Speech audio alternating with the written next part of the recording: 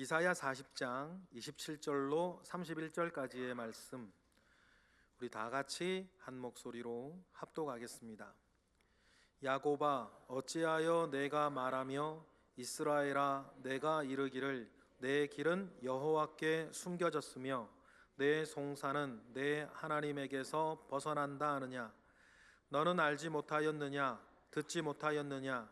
영원하신 하나님 여호와, 땅끝까지 창조하신 이는 피곤하지 않으시며 곤비하지 않으시며 명철이 한이 없으시며 피곤한 자에게는 능력을 주시며 무능한 자에게는 힘을 더하시나니 소년이라도 피곤하며 곤비하며 장정이라도 넘어지며 쓰러지되 오직 여호와를 앙망하는 자는 새 힘을 얻으리니 독수리가 날개치며 올라감 같을 것이요 다른 박질하여도 곤비하지 아니하겠고 걸어가도 피곤하지 아니하리로다. 아멘. 여러분들이 하나님 앞에서도 많은 사람들 속에서도 정말 든든한 사람들이 됐으면 좋겠습니다. 그리고 여러분들로 인해서 여러분 주변에 있는 사람들이 안전하고 평화를 누렸으면 좋겠습니다. 여러분들로 인해서 믿음이 약한 사람들이 더 큰 믿음의 자리로 인도되었으면 좋겠습니다. 그러려면 우리 자신부터 믿음의 자리에 굳게 서서 나를 지키고 나를 지킨 그 증거로 다른 사람들도 살려야 할 줄 믿습니다. 그러면 우리에게는 필요한 것이 주님으로부터의 힘,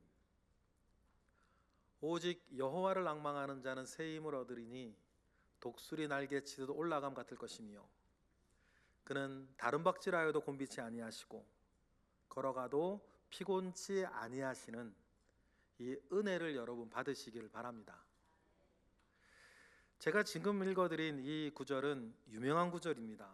많은 그리스도인들이 잘 알고 있고 인용하는 구절이죠. 그런데요, 이 구절이 그렇게 유명해진 건 그만큼 힘든 일이 많았다는 것이에요. 돌파하고 나아갈 상황이, 그래서 힘을 내어야 할 상황이 많았다는 뜻입니다. 성경은 이렇게 말합니다. 힘들 때에는 여호와를 앙망하라. 앙망한다는 것은 소원을 품고 우러러보라는 뜻입니다.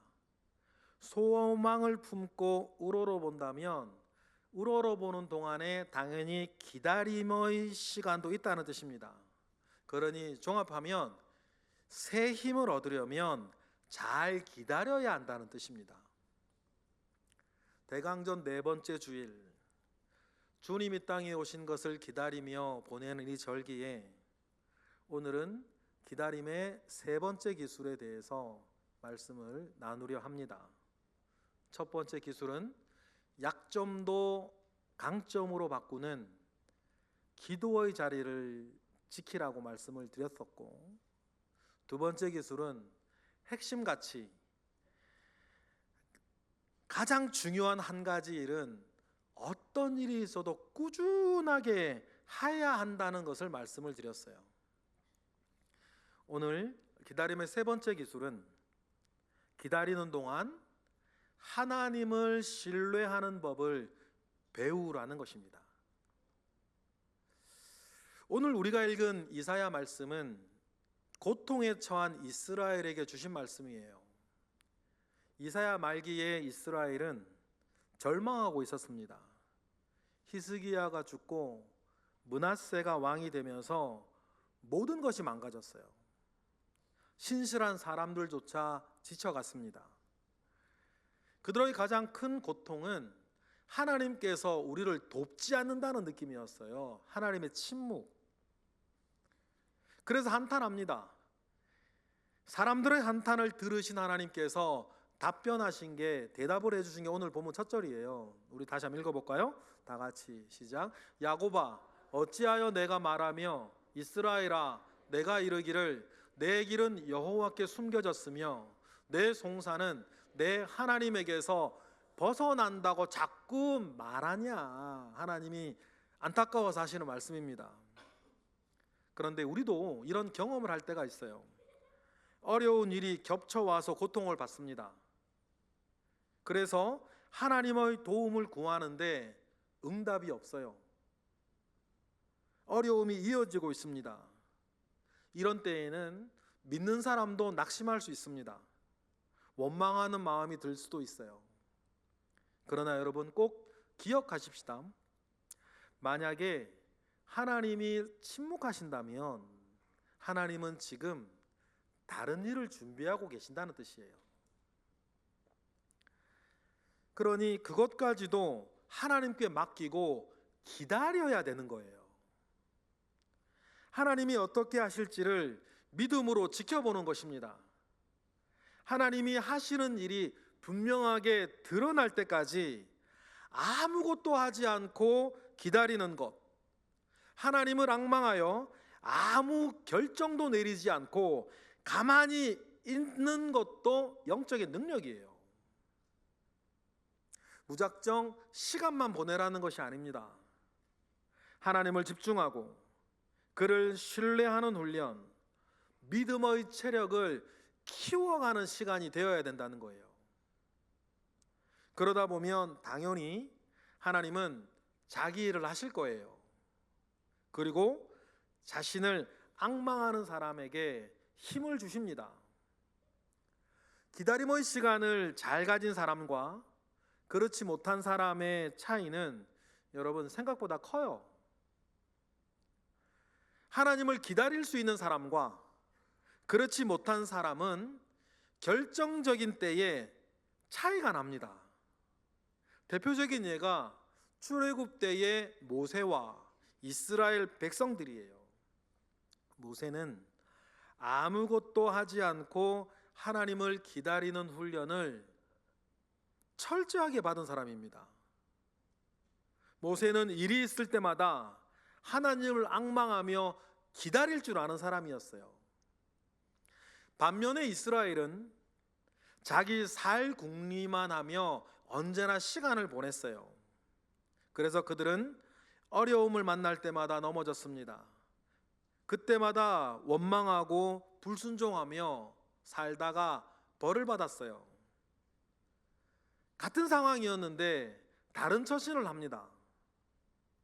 이 결과는 기다림의 기술, 기다림의 훈련을 얼마나 잘 받아왔냐, 그러지 못했느냐가 결정해 주는 것이었어요. 예컨대 애굽을 빠져나오자마자 이스라엘은 큰 장애물을 앞뒤로 만납니다. 검푸른 홍해와 분노에 사로잡힌 바로의 군대였어요. 이스라엘은 진퇴양난의 상황에 빠졌습니다. 여러분, 이럴 때 어떻게 해야 됩니까? 이럴 수도 없고 저럴 수도 없을 때 여러분 어떻게 해야 되죠? 여러분, 그때는 기다려야 되는 거예요.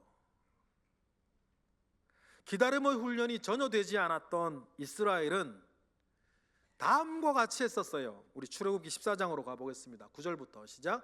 애굽 사람들과 바로의 말들, 병거들과 그 마병과 그 군대가 그들의 뒤를 따라 바알스본 맞은편 비아히롯 곁 해변 그들이 장막 침대에 미치니라. 바로가 가까이 올 때에 이스라엘 자손이 눈을 들어본즉 애굽 사람들이 자기들 뒤에 이른지라. 이스라엘 자손이 심히 두려워하여 여호와께 부르짖었다 기록되어 있어요. 이스라엘은 공포에 질려 하나님을 부릅니다. 두려운 중에도 하나님을 부르니 이것도 믿음이라 할 수 있습니까? 그러나 이런 종류는 성경이 말하는 믿음이 아니에요. 이런 것은 상황에 따라 그 믿음이라는 것도 산산이 깨지고 곧 원망할 대상을 찾기 마련이에요. 이어지는 말씀 다 같이 시작. 그들이 또 모세에게 이르되 애굽에 매장지가 없어서 당신이 우리를 이끌어내어 이 광야에서 죽게 하느냐? 어찌하여 당신이 우리를 애굽에서 이끌어내어 우리에게 이같이 하느냐? 우리가 애굽에서 당신에게 이른 말이 이것이 아니냐? 이르기를 우리를 내버려 두라.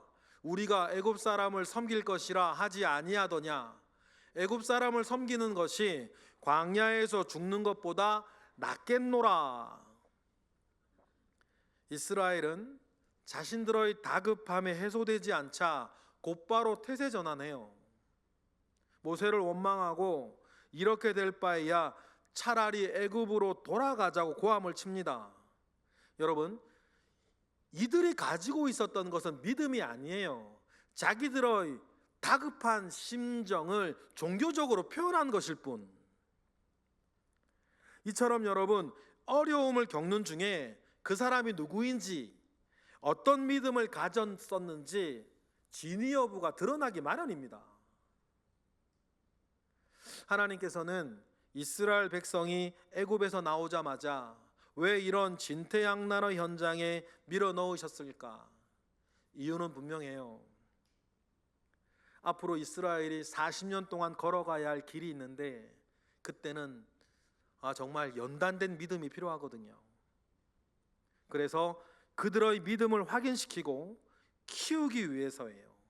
믿음이 무엇인지를 생생하게 보여주려는 것입니다. 연단을 혹독히 받아왔던 모세를 통해서 말이에요. 같은 상황에서도 모세는 전혀 달랐습니다. 하나님을 앙망해요. 그리고 자신의 보배로운 믿음을 고백하면서 다급해진 이스라엘을 진정시키죠. 이어지는 말씀 다 같이 시작. 모세가 백성에게 이르되 너희는 두려워하지 말고 가만히 서서 여호와께서 오늘 너희를 위하여 행하시는 구원을 보라. 너희가 오늘 본 애굽 사람을 영원히 다시 보지 아니하리라. 여호와께서 너희를 위하여 싸우시리니 너희는 가만히 있을지어다. 아무것도 하지 말고. 이런 사람이 있는 교회가 여러분 얼마나 든든하겠어요. 이런 사람이 여러분 가족 중에 있으면 더할 나위 없이 좋을 거예요. 여기 계신 여러분들이 이러한 든든한 믿음을 가진 사람들이 되시기를 바랍니다. 그러면 여러분들로 인해서 흔들리던 사람들도 안정을 되찾고 안전해지며 믿음의 자리로 인도될 거예요. 최소한 여러분의 가정에 이런 사람이 한 사람은 있어야 되지 않겠습니까?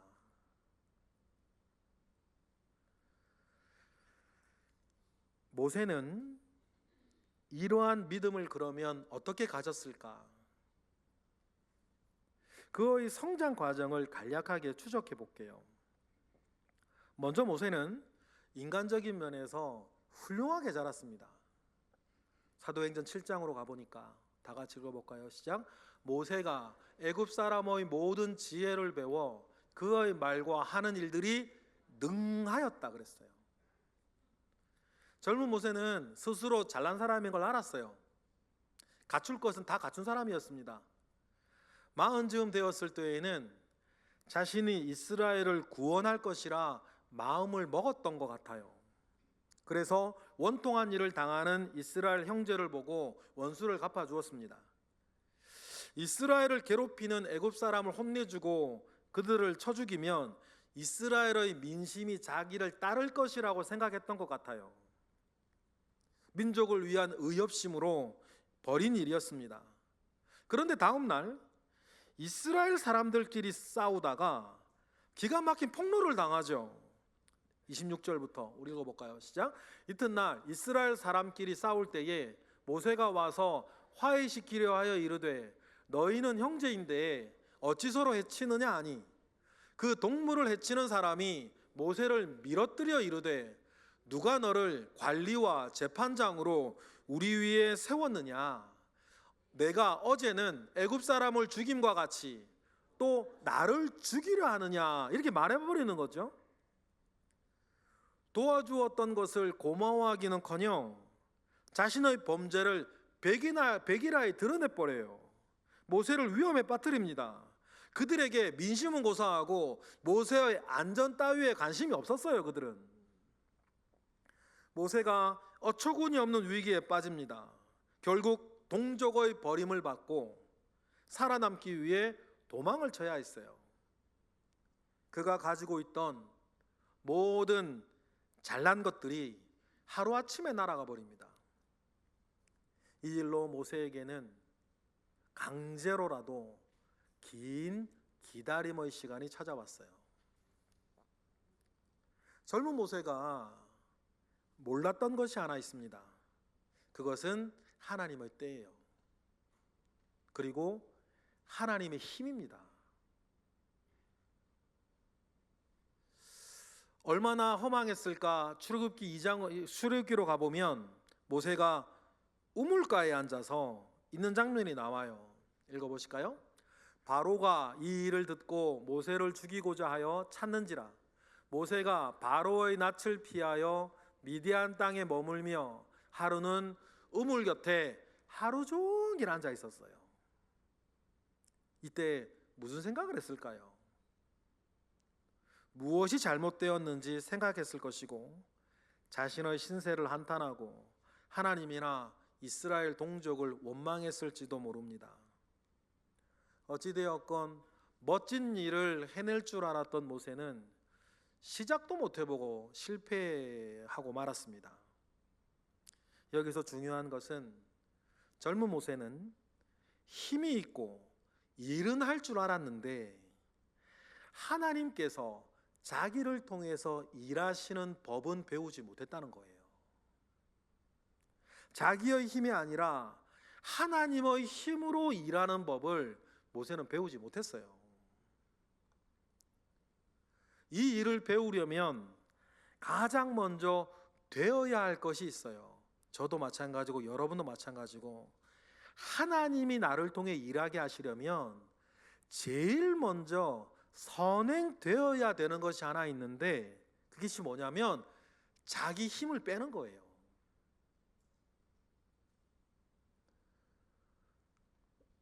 하나님이 지금 모세의 힘 빼기 작업을 시작하십니다. 그런데 자기 힘을 빼는 것은 쉽지를 않아요. 여러분, 우리가 노래를 맨 처음에 배울 때나 어떤 운동을 처음 배울 때에도 강사들이 제일 먼저 하는 말이 뭐예요? 힘 빼라는 거예요. 근데 그게 잘 안 빠지죠. 영적으로도 마찬가지인데 하나님께서 나를 통해 일하게 하시려면 제일 먼저 우리가 내 힘부터 빼야 돼요. 근데 이게 말처럼 쉽지는 않거든요. 모세는 40년이 걸렸어요. 시간이 갈수록 모세는 나이가 들어갔고 육으로는 약해졌습니다. 하지만 그 시간이 모세의 믿음이 무르익는 시간, 모세가 무엇인가 준비되어지는 시간이 되었습니다.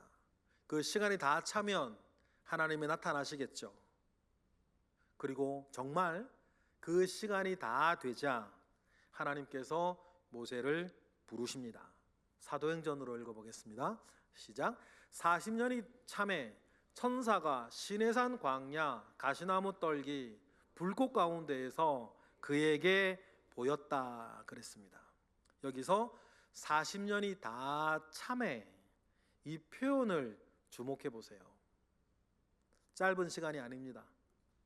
그러나 나이만 먹은 무의미한 시간도 아니에요. 하나님을 신뢰하는 법을 배우는 시간입니다.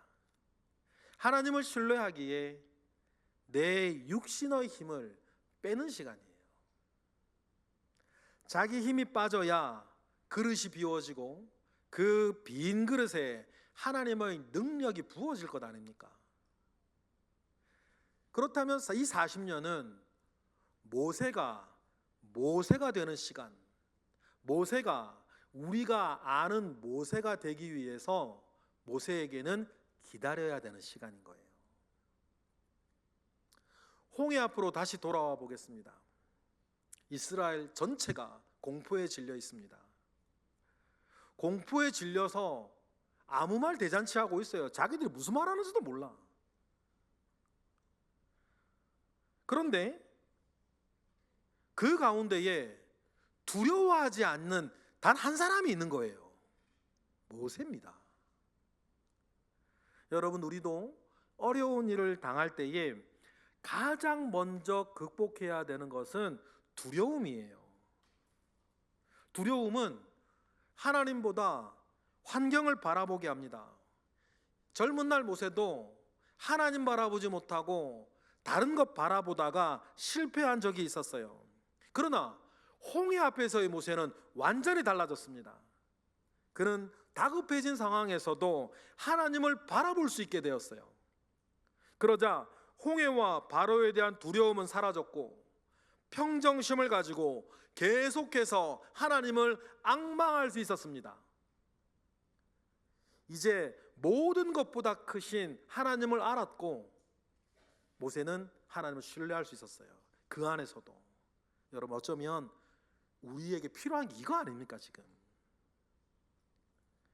믿음의 사람 모세는 공포에 질려 있는 이스라엘 백성들을 이제 진정시켜요. 그렇다고 모세가 홍해나 바로라는 현실을 무시하는 것이 아닙니다. 그것들의 위협을 인정하기에 더욱더 하나님을 찾아요. 흔들리지 않고 말합니다. 여러분, 이것을 믿음이라 그러는 거예요. 그러니 여러분, 기다리는 것은 그저 시간을 보내는 것이 아닙니다. 하나님을 신뢰하고 하나님이 어떻게 일하시는지, 하나님을 주목하는, 하나님이 주시는 힘을 기다리는 시간이에요. 언제 어디서나 나와 함께하고 있는 하나님의 힘을 공급받을 사람으로 나를 만들어가는 시간입니다. 하나님은 지금도 우리에게 말씀하세요. 여러분에게 힘을 주고 싶어 하십니다. 그래서 모든 것을 믿음으로 이기게 하고 싶어 하세요. 그래서 늘 하나님은 말씀하세요. 내가 있으니 두려워하지 말고 나를 신뢰해라. 이사야 41장 10절로 가볼까요? 시작. 두려워하지 말라. 내가 너와 함께함이라. 놀라지 말라. 나는 내 하나님이 됨이라. 내가 너를 굳세게 하리라. 참으로 너를 도와주리라. 참으로 나의 의로운 오른손으로 너를 붙들리라. 할렐루야. 40년의 기다림 끝에 모세가 드디어 하나님께 응답하고 그 수많은 사람들 가운데에서 믿음의 한 사람으로 씁니다. 그리고는 모세가 백성들에게 자기의 믿음으로 모든 사람을 든든하게 지켜줍니다. 단 한마디로 말이에요. 다시 한번 읽어볼까요? 출애굽기 14장 시작. 모세가 백성에게 이르되 너희는 두려워하지 말고 가만히 서서 여호와께서 오늘 너희를 위하여 행하시는 구원을 보라. 너희가 오늘 본 애굽 사람을 영원히 다시 보지 아니하리라. 여호와께서 너희를 위하여 싸우시리니 너희는 가만히 있을지어다. 모세가 40년 동안 가만히 있었던 것처럼. 그리고는 여러분 잘 아시다시피 홍해가 쩍하니 갈라지는 거 아닙니까?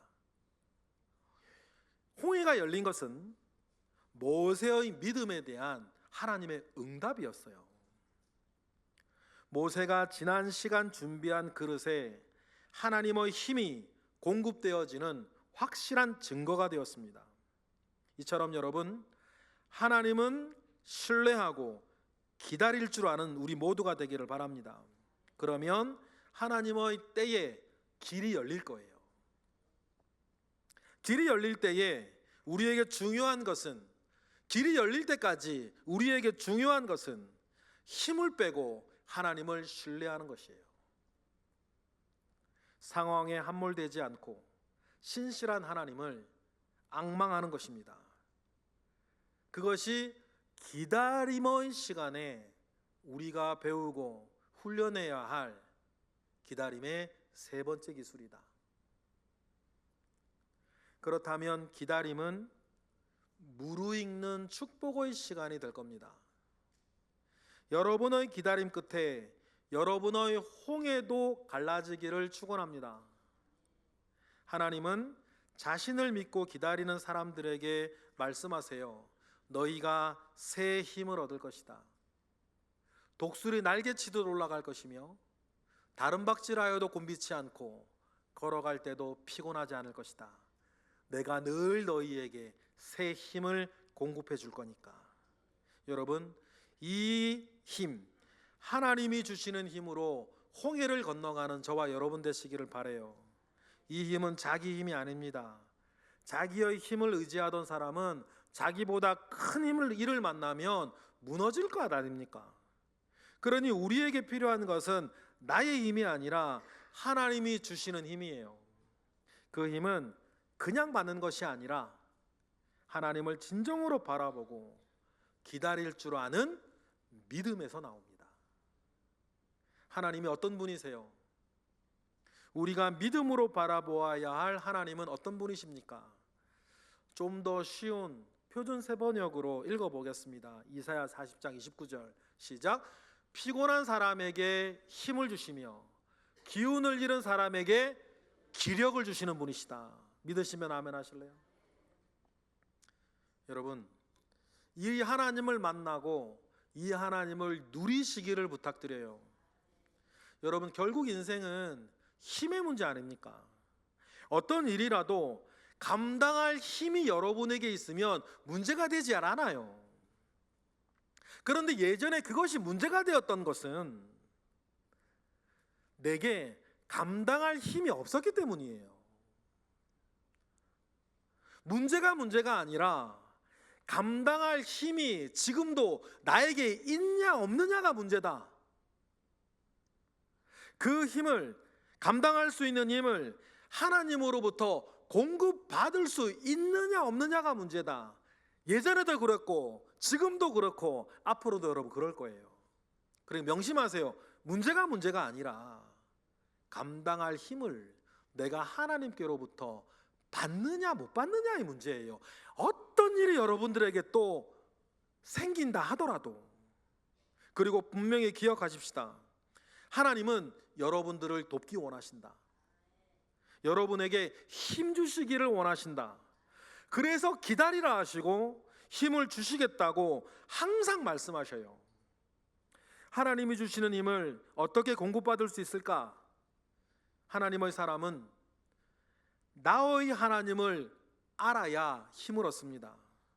나에게 힘을 주시고 능력을 공급해 주시는 분이라는 사실을 확실히 아셔야 돼요.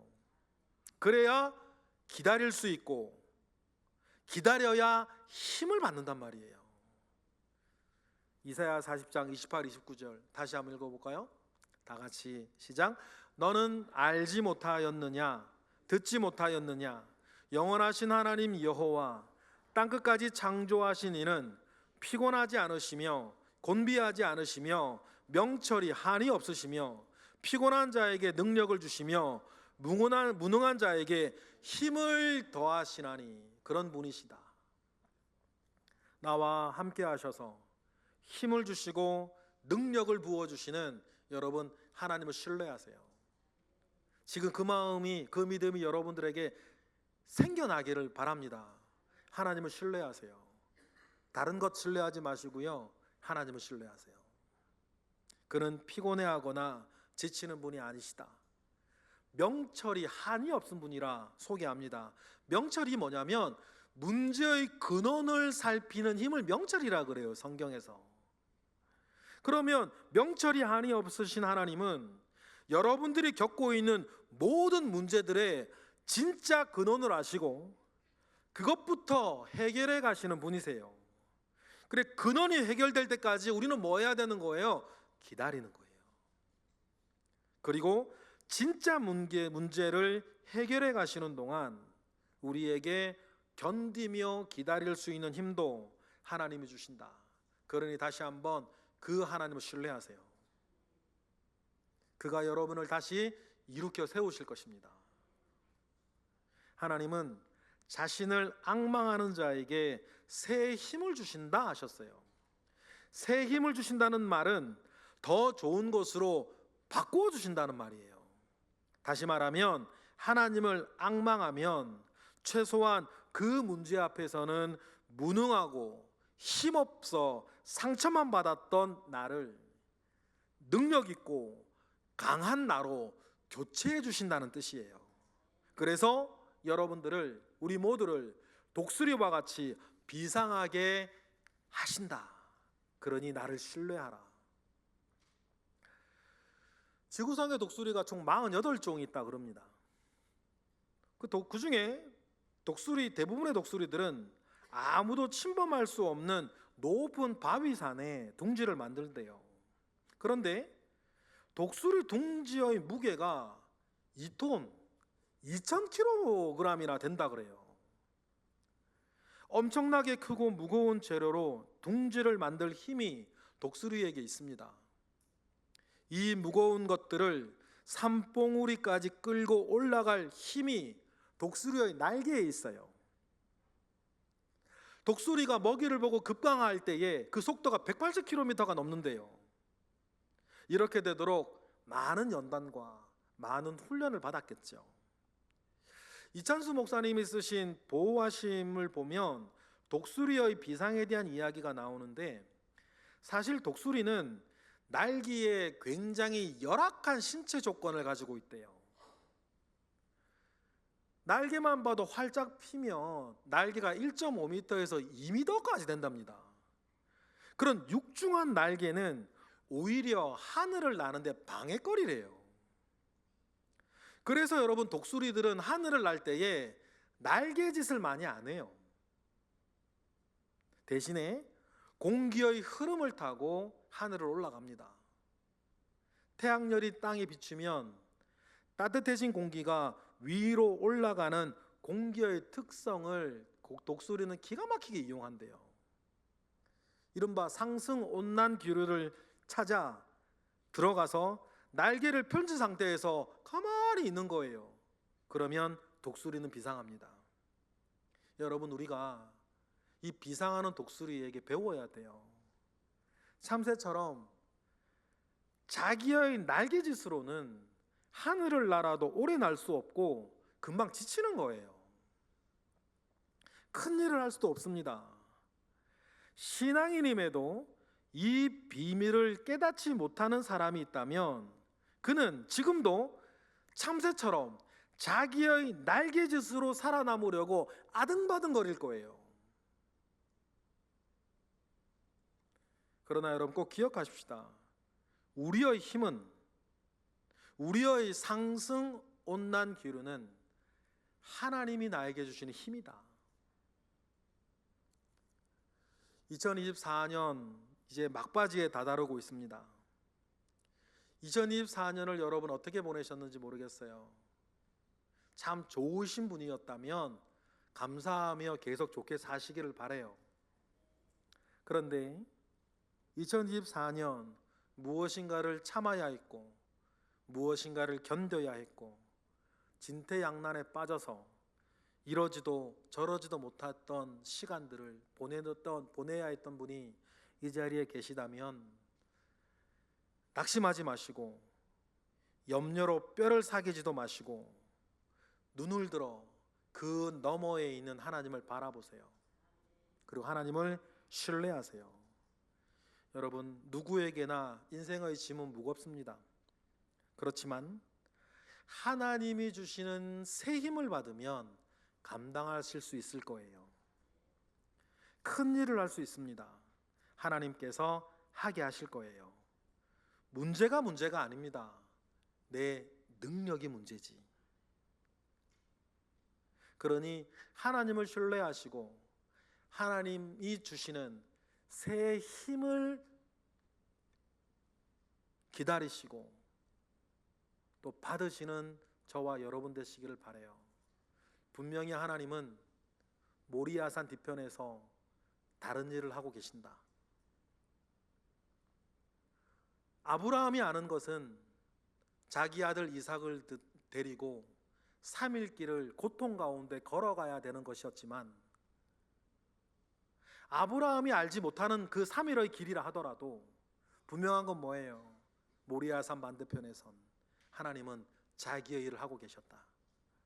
그리고 모리아산 정상, 하나님께서 어떤 일을 하고 계셨는지 여러분, 아브라함이 알게 되어진 것처럼 지금 여러분의 모리아산 뒤편엔 하나님께서 지금 어떤 일을 하고 계시는지 우리가 지금은 보지 못하여 알 수 없지만 하나님을 신뢰하십시오. 하나님은 여러분의 모리아산 뒤편에서도 당연히 하여야 할 일들을 지금 하고 계신다. 그리고 그때가 되어지면 하나님께서 여러분을 위해서 무슨 일을 해 놓으셨는지 알게 되고 우리도 여호와 이레의 하나님을 찬양하게 될 것이다.